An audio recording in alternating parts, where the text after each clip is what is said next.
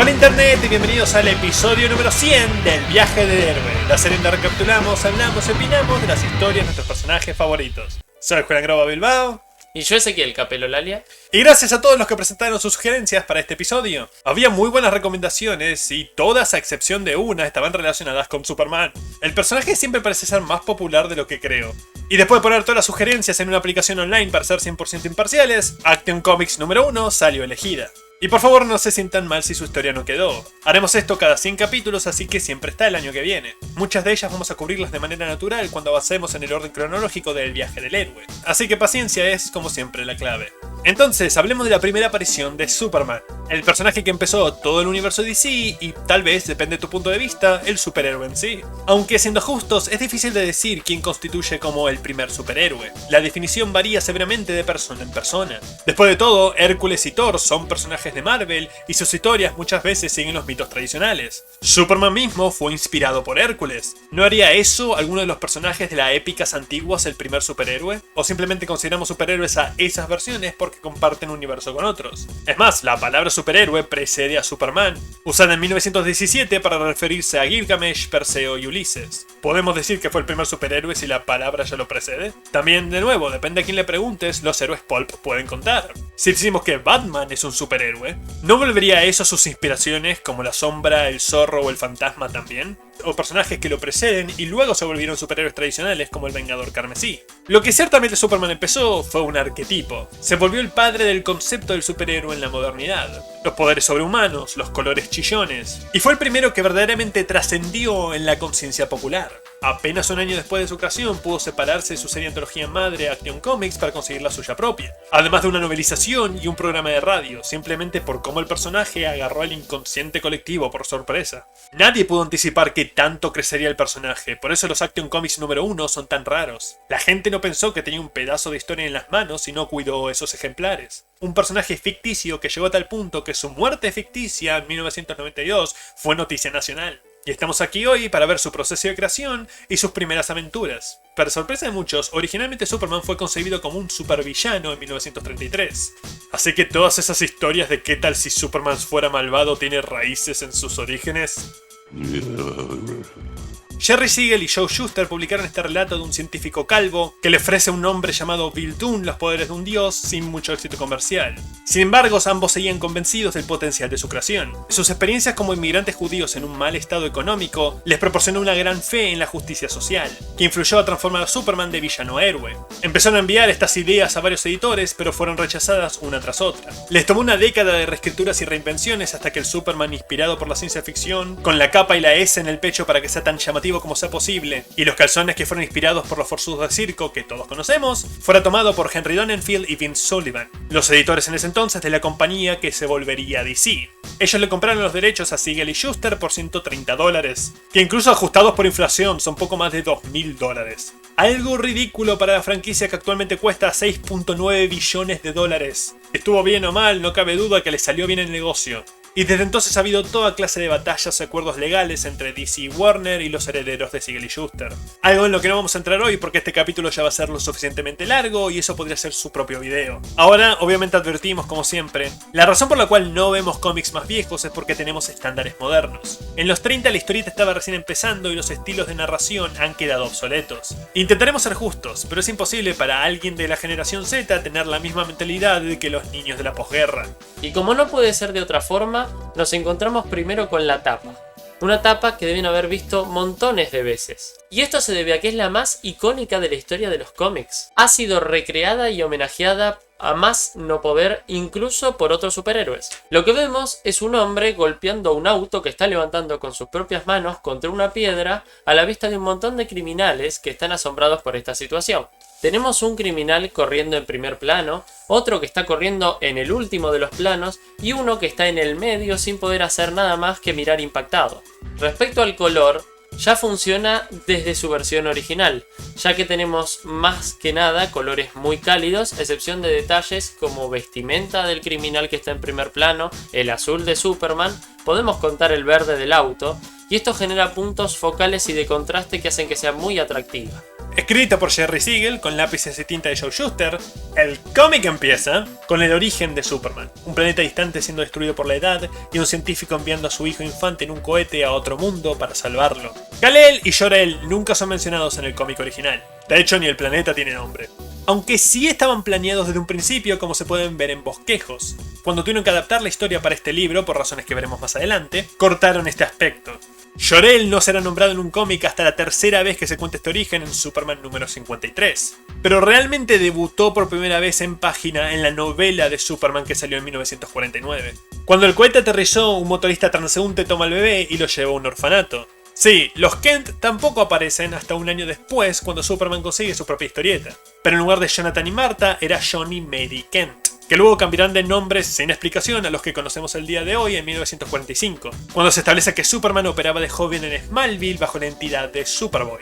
Cuando el niño alcanzó la madurez, se dio cuenta que podía saltar más alto que un edificio, levantar pesos increíbles y correr más rápido que una locomotora. Originalmente Superman no podía volar, ni lanzar rayos láser, ni aliento congelante. Siegel y Shuster tomaron inspiración de los mitos griegos como Hércules y Aquiles, para crear este personaje que fuera un humano normal, por así decirlo, pero que poseía fuerza extraordinaria. De edad temprana, Clark decidió canalizar su titánica fuerza en el beneficio de la humanidad, y así fue creado Superman, campeón de los oprimidos. Como dije, Siegel y Shuster eran hijos de inmigrantes judíos y eran muy pobres en su niñez. Así que en sus comienzos Superman se encargaba más que nada de cagar a trompadas a millonarios. Eso de verdad, justicia y el estilo de vida americano no estaba presente en sus primeras historias. Fue agregado tras su popularidad. Porque algunos de los ideales que el personaje presentaba en estas historias fueron encontrados muy radicales para los estándares cuarenteros. En cuanto a las inspiraciones judías, están por todos lados en el personaje. Los nombres: Jor-El significa padre que Dios elevará en hebreo, y Kal-El es voz de Dios en hebreo. Su historia obviamente está inspirada en el cuento de Moisés, con tonos de la vida propia de los autores como inmigrantes en un país extranjero. Y por eso siempre me entran ganas de abofetear a alguien cuando autores lo cristianizan. La explicación científica que se nos da es que Kent había venido de un planeta donde la estructura física de sus habitantes era millones de años más avanzada que la nuestra.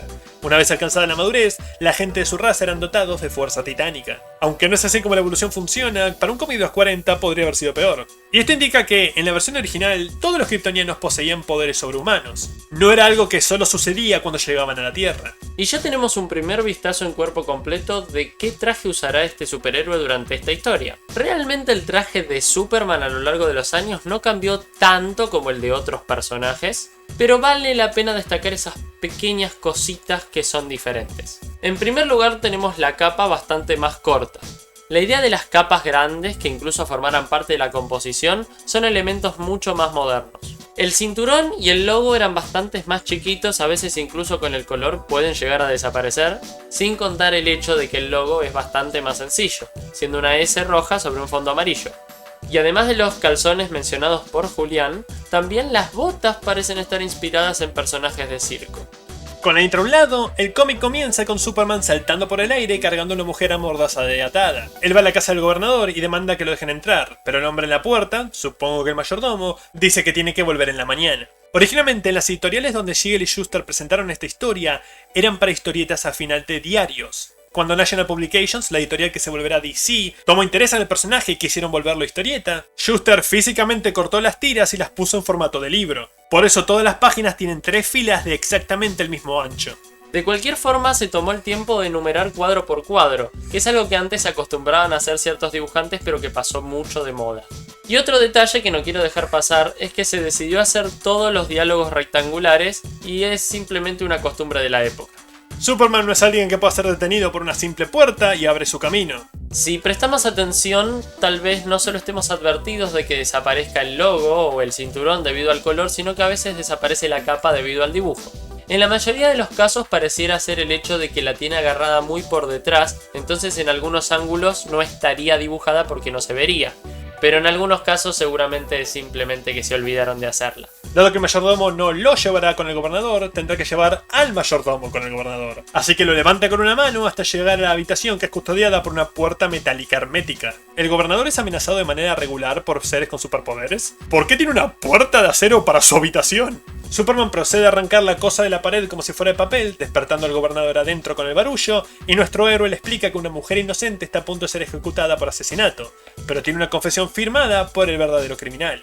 El mayordomo, hasta ahora solo Superman tiene otro nombre, así que disculpen la repetición de sustantivos, vuelve con un arma e intenta dispararle a nuestro héroe por, bueno, irrupción y allanamiento, pero naturalmente la bala rebota de su piel. Y de repente en la esquina inferior derecha en ese cuadro aparece un reloj diciendo que solo quedan 12 minutos. Y en el siguiente Superman solo se da la vuelta para insistirle al gobernador y ya pasaron 3. Y luego nunca vuelve a aparecer.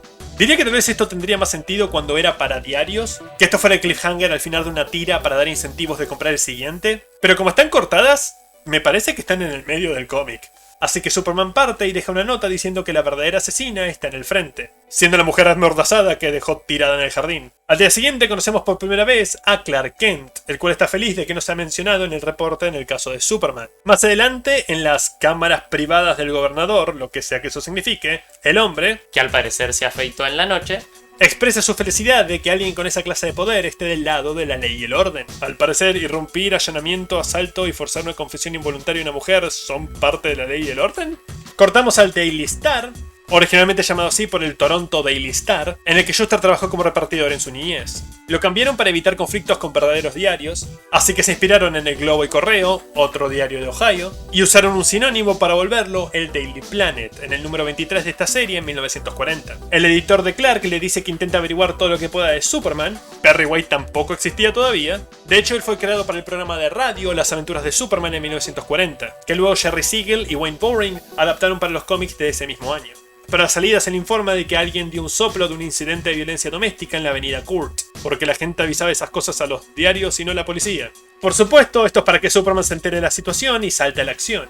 No tarda mucho en llegar, encontrando al hombre golpeando a su esposa con un cinturón y procede a levantarlo por... Podríamos conjeturar que lo está agarrando del estómago por la posición física que tiene el cuerpo del abusador, pero el ángulo del brazo no nos da esa información. Por lo tanto, puede estar agarrándolo del cuello o de la camisa.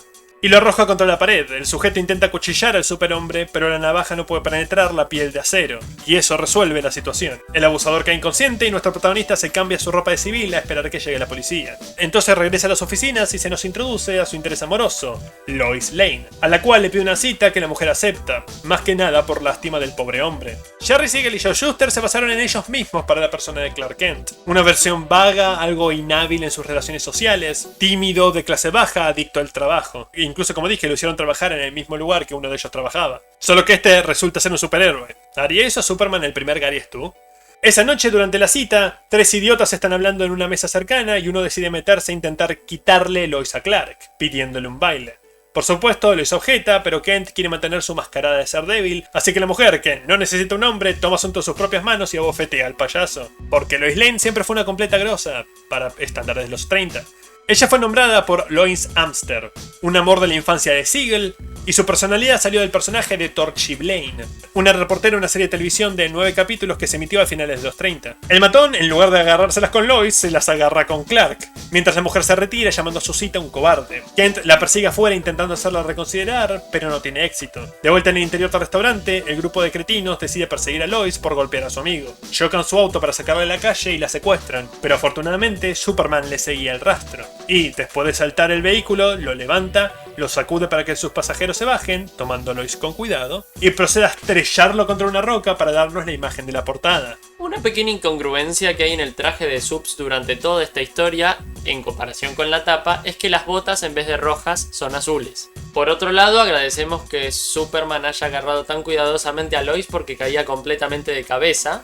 Y no hace falta aclarar que este cuadro en particular es una referencia a la tapa, que es básicamente la misma ilustración, solo que con un criminal menos. Toma el cretino principal y lo cuelga de un poste de un salto. No los vemos encargarse de ninguno de los otros, pero supongo que aprendieron la lección. Y Subs regresa con Lois para llevarla a casa, dándonos una imagen que será recreada por 80 años a través de todos los medios. Y las bases para el mayor romance de toda la historia de la ficción. Sí, Romeo y Julieta, ¿quiénes? Ella va con su editor para contarle de la experiencia, pero este no le cree, a pesar de que él le había pedido a Clark que investigue a Superman. Qué bueno que Perry está por venir porque este editor es un sexista. Al día siguiente, Clark recibe otra asignación, a pesar de que nunca cumplió la de Superman. Te das cuenta que esto estaba diseñado para tiras de diario porque son como 3 historias súper cortas comprimidas en un solo número. Aparentemente hay una guerra sucediendo en un país sudamericano sin especificar y él es enviado como corresponsal. Sin embargo, Clark Kent toma el tren a Washington, ignorando una segunda asignación, y una vez allí observa a un senador hablando con un cabildero y escucha su plan para encontrarse después en la casa del primero. Ya vestido como Superman, nuestro protagonista espía desde afuera la conversación. Por alguna razón evitan verse juntos a pesar de que un senador y un cabildero encontrándose tiene todo el sentido del mundo. Y hablan de que están intentando aprobar una ley que envolverá a Estados Unidos con Europa. Eso es algo vago. ¿Qué país de Europa? ¿Envueltos de qué forma? ¿Sociológica, económica, militar? Supongo que tiene que ver con la Segunda Guerra Mundial viniente, pero de decir Europa, eso puede significar tanto luchar contra el Axis como a favor. Cuando el confabulador deja la oficina del senador, Superman lo intercepta y lo arrastra por una ventana. Saltan los cables de teléfono, algo que asusta al criminal que cree que serán electrocutados, pero Superman le asegura que no será así. Y de hecho da una razón científica de por qué no sucede. La misma razón por la cual aves se posan en los cables y están bien. Si no tocan tierra, como a través de un poste de teléfono, la electricidad no se conduce.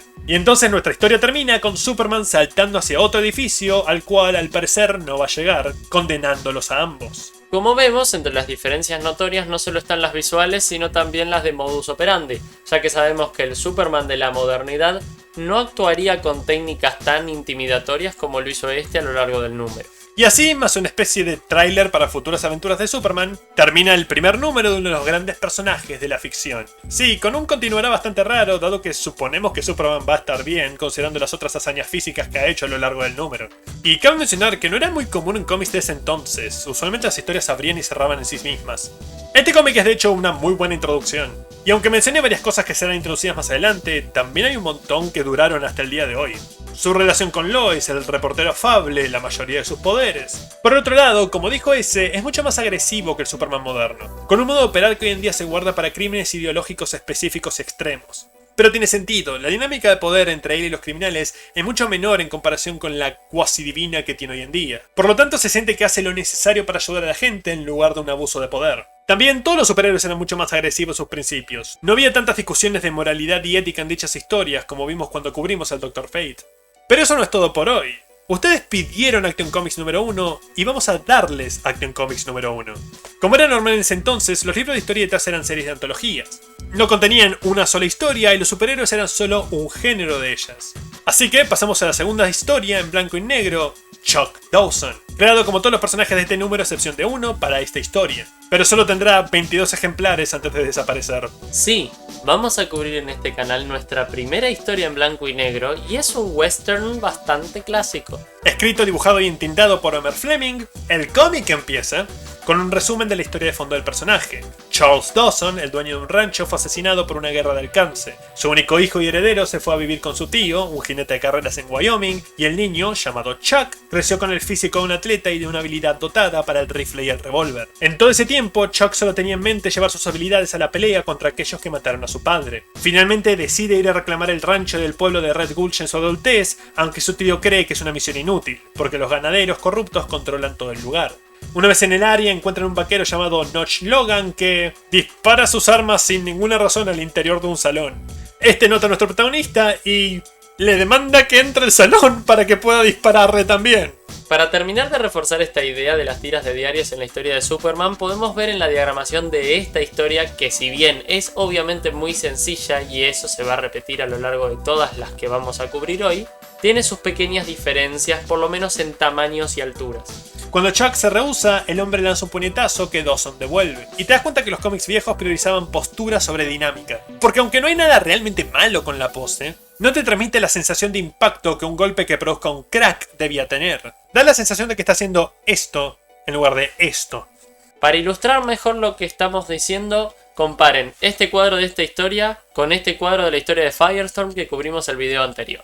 También se nota la falta de serialización en la acción, dado que en la narración nos tiene que decir que Chuck saltó el barandal en lugar de mostrárnoslo. Le ordena a Notch que despeje el área, pero este promete que se vengará. El sheriff se aproxima y regaña a Chuck por causar un alboroto. ¿Él causar un alboroto? ¿Dónde estabas cuando el psicópata estaba disparándole al interior de una cantina?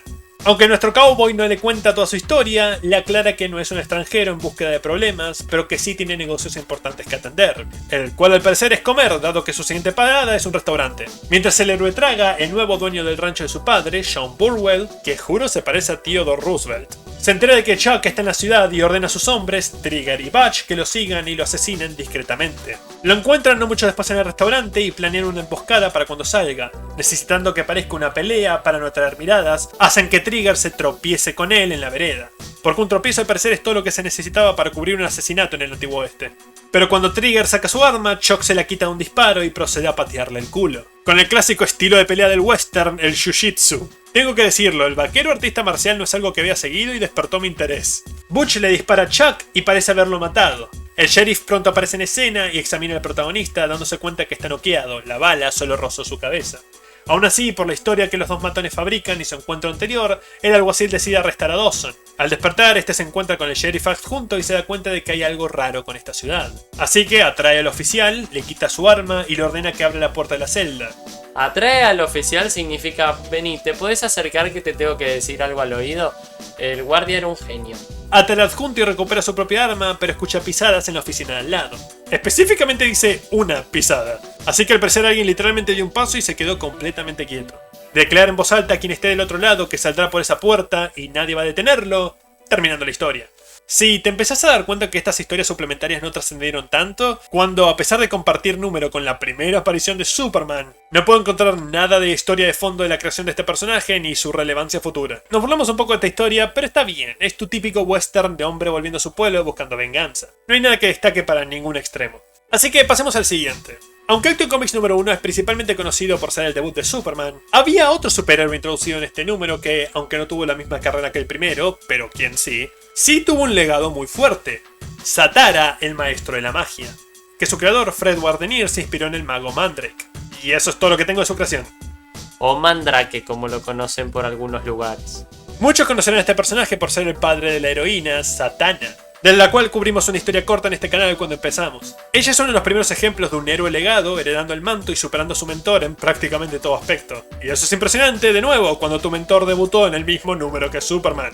Escrito, dibujado, entintado y letrado por Fred Wardenier, el cómic empieza con esencialmente una carta de introducción literal. Es como si fuera la tarjetita de presentación que el mago te da para contratarlo en fiestas de cumpleaños. Y vemos a nuestro protagonista y a su asistente Tong hablando de una serie de robos. Tong es una caricatura algo racista. Es inofensivo en esta historia, pero hay varios cómics de esta era, de hecho todos los medios de esta era, que tenían un aventurero blanco con un asistente no blanco subordinado. Usualmente de regiones del medio oeste para que se vieran exóticos y raros. La apariencia de este, sin remera, los aretes, el turbante, las bandas de metal en los brazos, todo grita estereotipo. Y no hace mucho más que actuar como músculo para Satara y decir sí amo.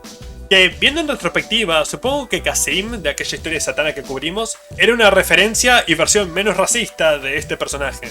Volviendo a la historia, en las últimas semanas, 2 detectives ferroviarios y un guardafrenos han sido asesinados y 200.000 en efectivo han desaparecido. Tong sospecha que la adversaria del mago, la tigresa, está detrás de esto. Satara consulta su esfera de cristal y ve que otro intento de robo será llevado a cabo, así que contacta a un amigo detective, Brady, y los 3 abordan el tren junto con un cuarto oficial. Todos pronto escalan al techo del vehículo y aquel cuarto, que nunca recibe nombre, es disparado por un vigía criminal. Tong logra salvarlo antes de que caiga del tren y Satara invoca un kit de primeros auxilios para tratarlo. Sé que los trenes en ese entonces no eran tren bala, pero aún así hay muy poco viento y resistencia golpeando a estos personajes. Y 2, ¿podés invocar un kit de primeros auxilios pero no simplemente curarlo con magia? Cuando el oficial se recupera les dice que Brady está trabajando con los ladrones, lo cual es muy confuso. En un principio pensé que Brady era el tipo de traje a cuadros, pero resulta ser este tipo de verde que solo aparece en un panel antes de que el tren llegue a un túnel. La toma de establecimiento anterior de ellos subiendo al tren apenas se enfoca en los protagonistas, en el cual el de verde ni siquiera está presente, y el hombre de traje a cuadros justo desaparece cuando el supuesto traidor es revelado. Es muy confuso y prácticamente tengo que establecer quién es quién en esta escena por proceso de eliminación. Y por si todo esto no fuera poco, nunca nos explican por qué de la nada este hombre se levanta del piso y dice en realidad Brady era un traidor. ¿Cómo llegó a esa conclusión? ¿Cómo es que hay narración en cada cuadro y aún no sé qué está pasando? En cualquier caso, la traición de Brady dura poco cuando es arrojado de uno de los vagones de carga. Creo. mientras la tigresa se acerca sigilosamente a Zatara y esta lo intenta tirar también. Si Superman es el primer superhéroe, ¿haría Tigresa la primer supervillana? Un alias, el traje llamativo y será una aparición recurrente en los cómics de Zatara. Aunque obviamente no durará mucho más allá de ellos. Recuerden, todos los héroes de los 40 y 50 en sus primeras apariciones luchaban contra criminales regulares que luego nunca volvían a aparecer. Zatara es uno de los pocos que empieza con un némesis ya formado. Zatara suaviza su caída usando su magia y Tong, aún en el tren, logra ser que el ingeniero para el vehículo. La policía estatal eventualmente llega a la escena, pero la tigresa y el resto de su banda supongo que se escaparon en el intermedio. Y Zatara expresa su incredulidad de que Brady estuviera confabulado con la mafia, a pesar de que estaba satisfecho cuando encontró su cuerpo tirado. Tong y Zatara inspeccionan los vagones, descubriendo algo dibujado en las paredes de uno de ellos, una marca de tiza en el mismo contenedor del que Brady fue arrojado. Así que el oficial en camisa a cuadro, u otro completamente diferente usando un traje similar, el hecho que todos los personajes en estas historias sean blancos con pelo corto, se vistan de manera similar y haya mucha inconsistencia tanto en el dibujo como en el color, realmente complica la lectura de cómics de esta época. Él es el inspector Babcock y le dice a Zatara que no le sorprendería si el mago también estuviera confabulado. Eso por alguna razón convence a Zatara de que el inspector es la clave de todo. ¿Magia? Ah. La gente salta a conclusiones de la nada por toda esta historia. De la nada asumimos que Brady era un traidor, de la nada asumimos que no lo era, y de la nada asumimos que este sí. Sin tener en cuenta que la policía que llegó a registrar todo esto ya estaba seguro de que Brady era culpable porque dice que los hechos lo decían a pesar de que ni siquiera sé si vieron a Brady. Zatara les jura a los otros detectives de sombreros coloridos que atraparán a la pandilla de la tigresa y probará que Brady no estaba trabajando con ellos con un plan que involucra distribuir los objetos valiosos por todo el tren. Mientras eso pasa, el asistente le avisa al mago de unos hombres que se ven malvados y Zatara va a enfrentarlos. Usa sus poderes para congelarlos hasta que los policías puedan llevar a cabo su plan y tenemos la primera instancia de Zatara hablando al revés para lanzar un hechizo, algo que más adelante será adaptado como la marca de la familia Satana. La tigresa ve a su némesis hacer eso y lo golpea en la nuca. Lo golpea en la nuca con una Luger, es decir, un arma de mano.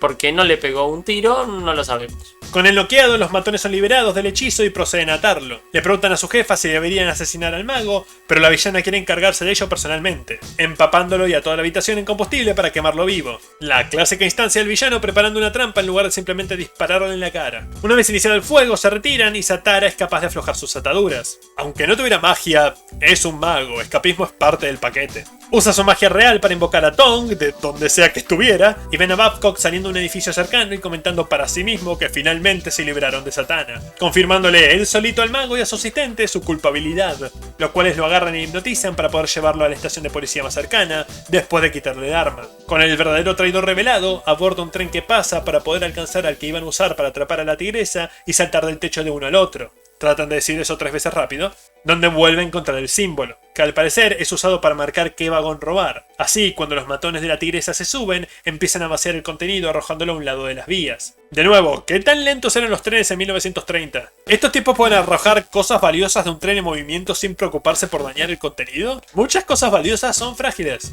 Ven a Satana e intentan dispararle y el mago les dispara de regreso con el arma de Babcock. Al parecer la magia real es armas. Como vimos con el botiquín, la magia tiene sus límites. Es tan raro ver un personaje con superpoderes, uno con tales rangos como los de Zatara, simplemente entrar a los tiros. Aparte, figúrense la escena es: oh, Zatara dispara y el otro responde como en el bueno, el malo y el feo y dispara más rápido. ¿Habrá entrenado a su hija en armas de fuego también? ¿Satana tendrá escondido una Glock en el sombrero? Después de encerrar a los otros matones en el tren de carga, la tigresa sube al techo. Mucho subir al techo en esta historia. Y le apunta un arma que amarropa a Zatara, pero con un gesto de las manos, el arma de la criminal se transforma en... La narración dice una bala, pero eso es una banana. ¿Wardiner se olvidó de su propio guión? Yo llegué a la conclusión de que la tigresa tiene muy mala puntería porque se volvió a tener que acercar para ver si le disparaba o no y no le disparó. Desarmada ella, vuelve a bajarse del tren. De nuevo, ¿qué tan fácil es subir a techos y saltar de trenes en movimiento en los 30? Los policías llegan pronto y agarran tanto a los matones como al inspector, junto con un camión que al parecer recogía las cajas descartadas. Es decir, que viajaba a la misma velocidad que el tren y las iban atajando, o simplemente las recogía a un lado de las vías, porque tampoco queda claro. Satana explica cómo Babcock, como inspector de tren, dejaría un vagón abierto para los ladrones y marcaría dicho espacio con el símbolo de tiza, para que así los criminales supieran cuáles eran seguros para entrar. En la estación de policía, el inspector corrupto confiesa que Brady era inocente, pero que ya lo habían matado, y que alguien cambió de lugar con él cuando pasaron por el túnel para evitar sospechas. ¿Entonces quién se murió ahí? ¿Brady o el doble? Satara dijo que Brady era un amigo, ¿no se dio cuenta que su amigo había sido suplantado? La conclusión a la que yo llego entendiendo esta confesión es que a Brady lo mataron antes de que ellos se subieran al tren y alguien se hizo pasar por Brady para subir al tren con ellos. El problema es que parece que Satara no reconoce muy bien a sus amigos, si ese es el caso. Y así nuestra historia termina con la confirmación que la tigresa ha escapado, pero Satara y Tong están listos para ir tras ella una vez más. Se considera haberse escapado si te dejaron que te bajes. Además, uno tarda bastante en bajarse por la escalera de un tren. Terminando el segmento. Esta historia es confusa, extraña, con personajes dejando hacer otros lo que quieran, y es la más graciosa y entretenida de todo el número. He sabido que Guardianier estaba demasiado sobrecargado escribiendo y dibujando esta serie, él mismo pidiendo un artista no muchos números después de este, que puede explicar todos estos saltos.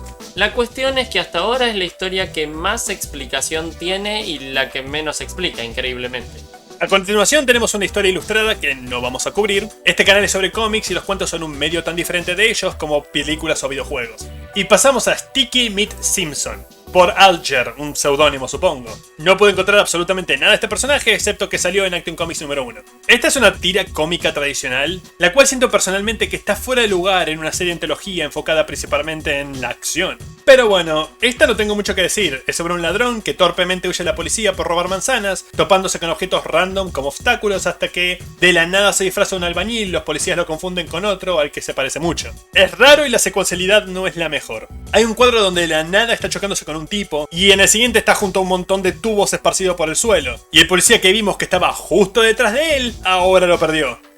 Igual que con Satara, no ayuda que muchos personajes se vistan de manera similar. Y muchas veces no estoy seguro si son dos personajes diferentes o hubo un error en el color. Aunque si hablamos de lo visual, se destaca el hecho de que al ser una tira humorística es bastante más funny la estilización, que los gutter entre los cuadros son bastante más chiquitos que el resto de todas las historias que cubrimos en este número, y que resalta por ser completamente diferente al resto de las historias, aunque también eso hace que parezca completamente fuera de lugar. La siguiente es Las aventuras de Marco Polo, escrita, dibujada y entintada por Sven Elven, donde Marco a la edad de 17 se prepara para un viaje con su padre y tío a Armenia. Un emisario del rey le pide que vayan a ver al Papa y inmediatamente hay un problema. El cuadro donde debería estar la reunión con el Papa es literalmente solo un enorme texto de lo que el Papa les dice. Lo que lo hace peor es que se gastó 2 cuadros anteriores mostrando los transportes que usaron para llegar ahí. Simplemente poner narración después de un viaje en barco y en carruaje, y de hecho mostrarnos la escena donde se les da su objetivo a nuestros protagonistas. El Papa los envía al Khan de Tartaria, que busca sacerdotes y gente inteligente para impartir conocimiento a su país. Desafortunadamente, dado que están viajando en una nave armenia, se encuentran con naves babilonias en el camino,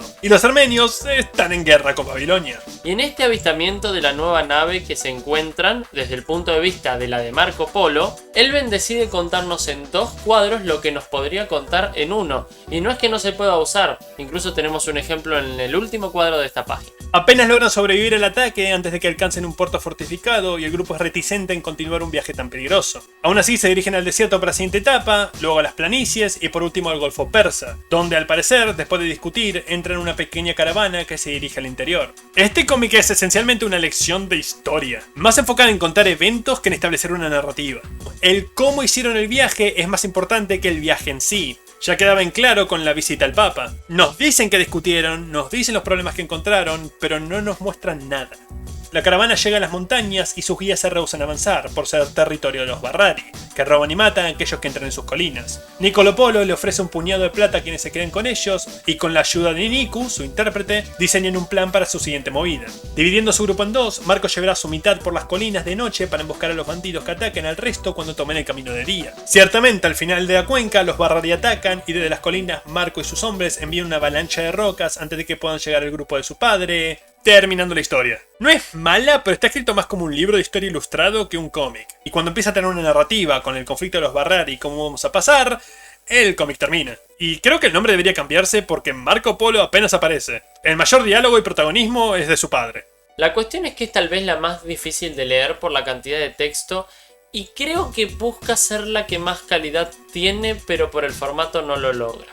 Con eso pasamos a Pep Morgan, también hecho completamente por Fred Wardenier. Tener que hacer 2 series simultáneamente seguramente agregó a su saturación. La intro, más que presentarnos a Pep, nos establece la situación en la que está ahora, porque este es el personaje preexistente que mencioné al principio del video. El personaje apareció en Morphon Comics del número 12 al 29, que se mudó a esta, por así decirlo, porque se sentía que encajaba mejor con la temática de acción. Un boxeador que en estos momentos se encuentra luchando contra Sailor Sorenson por el campeonato de peso pesado, con su entrenador Pop Burkett en su esquina. Es decir, el boxeador es Pep y el manager es Pop. Toda esta intro no tiene un solo signo de puntuación. La campana suena justo antes de que Pep pueda conseguir un knockout, pero en el siguiente round nuestro protagonista parece ser menos efectivo, golpeando al aire. Aún así, uno de sus puñetazos logra encontrar la cara de su oponente y es coronado campeón. Más tarde, cuando investigan esa ceguera momentánea, descubren que Doc Lowry, el entrenador de su rival, había untado algo en los guantes de Sorenson. Pero cuando la comisión interviene, Doc dice que se equivocó de botella. Eso no niega que estuviera manipulando los guantes de boxeo. Aún sin pruebas, Lowry se va del estado y empieza a entrenar a un nuevo campeón, un mulato de Orleans llamado Boomerang. También lo llaman por el término Bushman, que puede o no ser racista, no siempre es considerado tal, pero que en la descripción de salvaje, la forma en que está dibujado, el subtítulo de eslabón perdido, todo de este personaje grita racismo casual de 1930.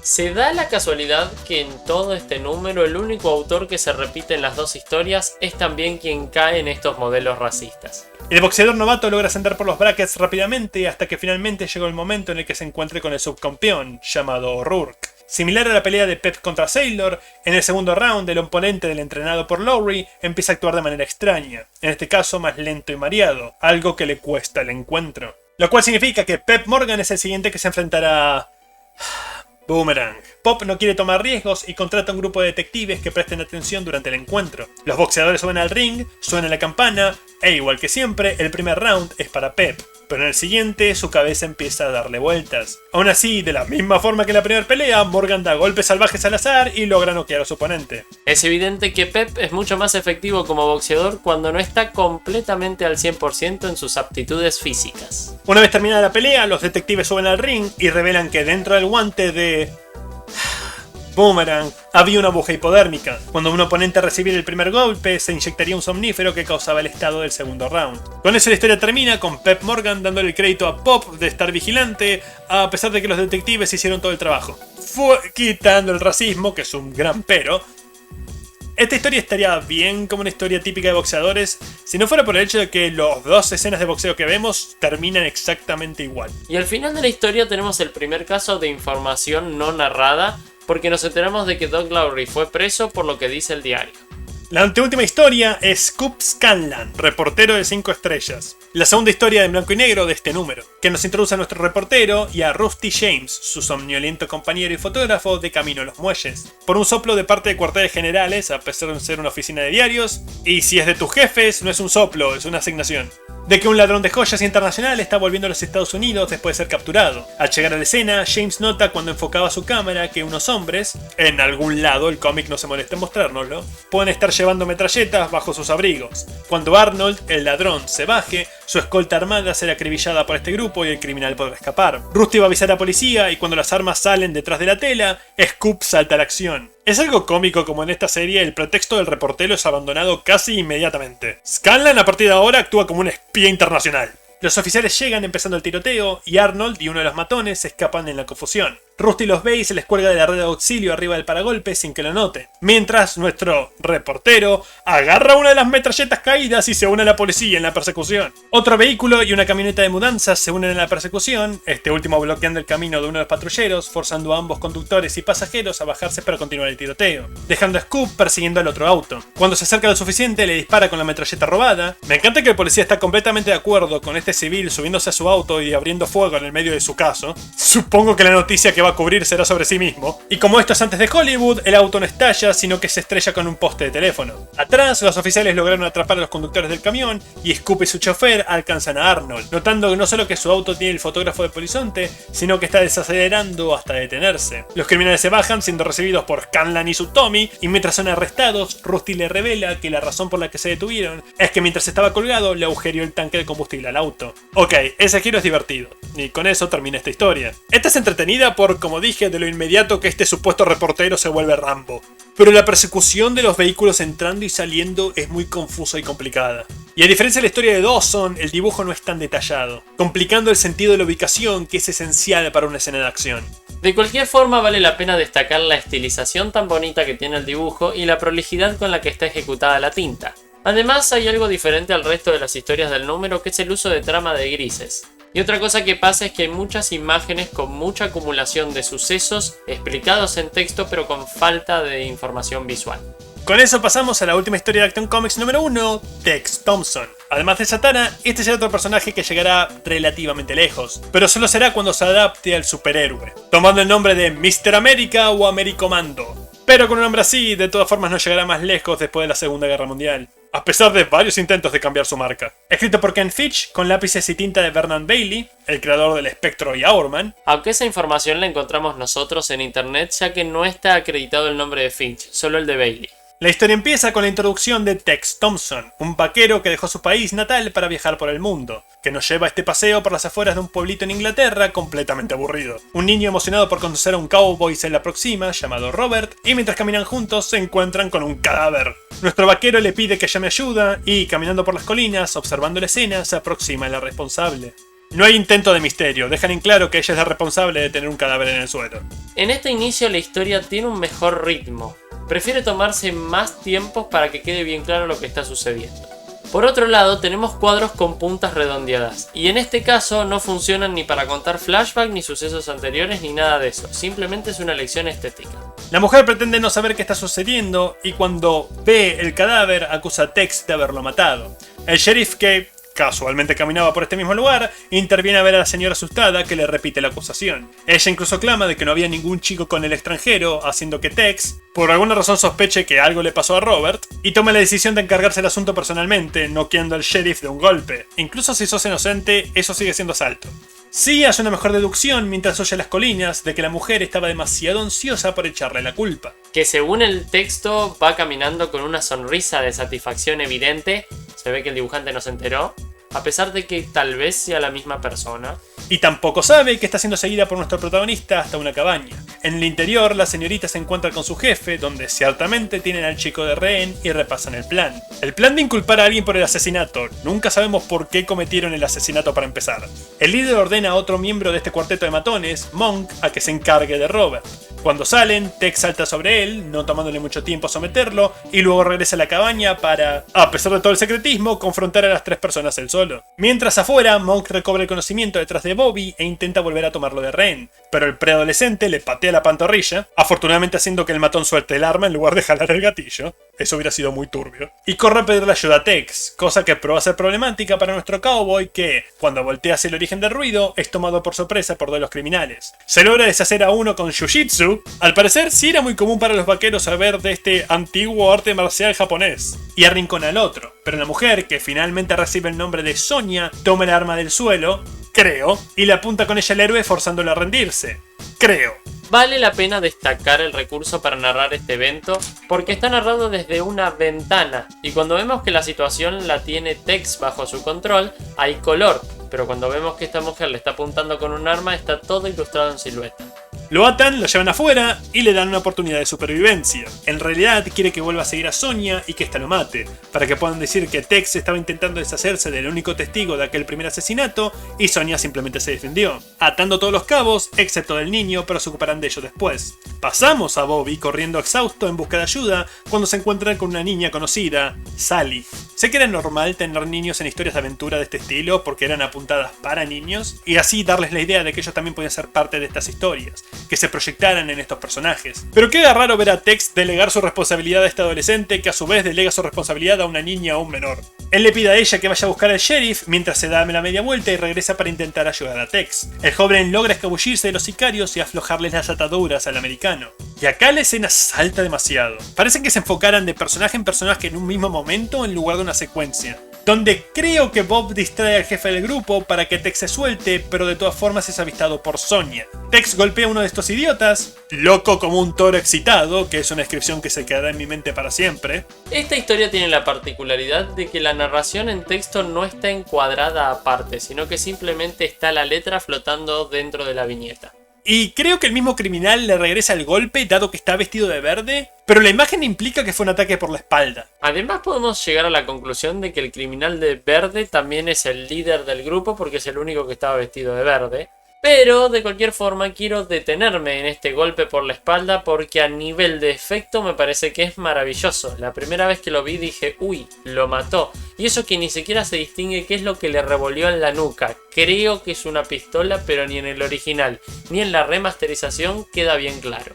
Haciendo que Tex vuelva a ser capturado 2 veces en 3 páginas. De todas formas, no importa porque una vez que recupera la conciencia, lo vuelven a dejar ir para dispararle por la espalda como si fuera una cacería deportiva. El cómic empezó muy bien, pero desde que Tex siguió a Sonya hasta la cabaña se volvió un caos. Al mismo tiempo, Betty llega a la oficina del sheriff, le explica lo mismo que Bobby le dijo y este llama a sus hombres. De vuelta con Tex, se logró ocultar detrás de una roca, los criminales esperan que salga para poder acribillarlo, pero enfocados en el extranjero no notan, y el lector tampoco porque no hay toma general, que fueron rodeados por la policía local. Aunque Sonya y los matones se rinden, el jefe intenta correr hacia el bosque y es disparado por la espalda por sus problemas.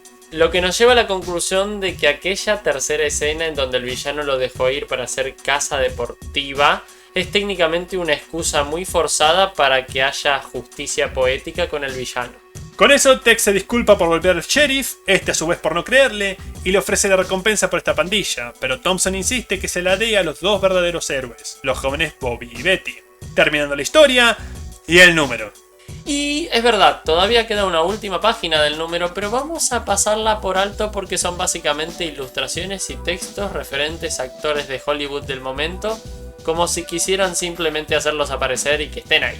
Eso fue Action Comics número 1, un clásico, pero uno se da cuenta por qué solo Superman realmente destacó. La mayoría sigue tropos y clichés de la época, sin mencionar que Superman es el único que realmente es introducido y presentado, con páginas enteras dedicadas a su historia, mientras que los otros te tiran de cabeza. Realmente no te da muchas razones para conectar con el personaje. También obviamente la cantidad de páginas influye mucho.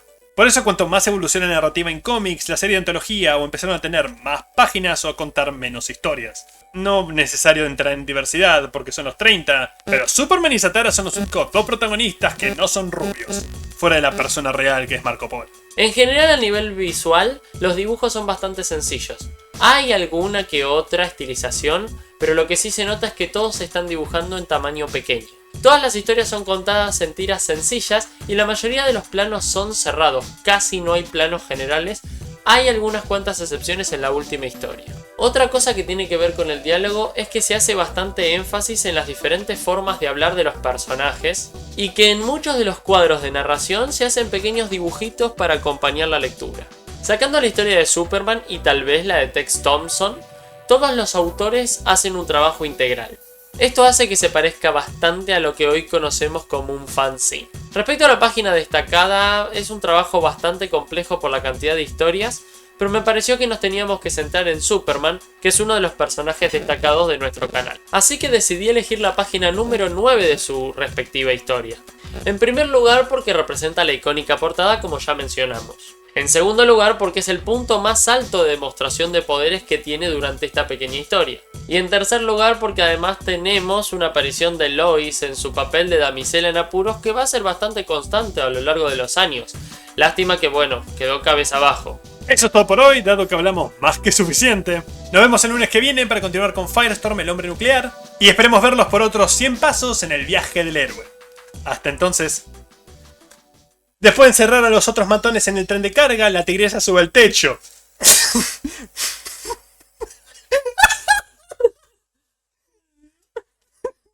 Mucho subir al techo de... Suben, bajan, suben, bajan. Se tiran de un techo al otro. Pasa dentro del tren y todo arriba. Desarmada ella, vuelve a bajarse del tren. ¿Te imaginas la escena? Oh, se transformó en una banana. Perdón.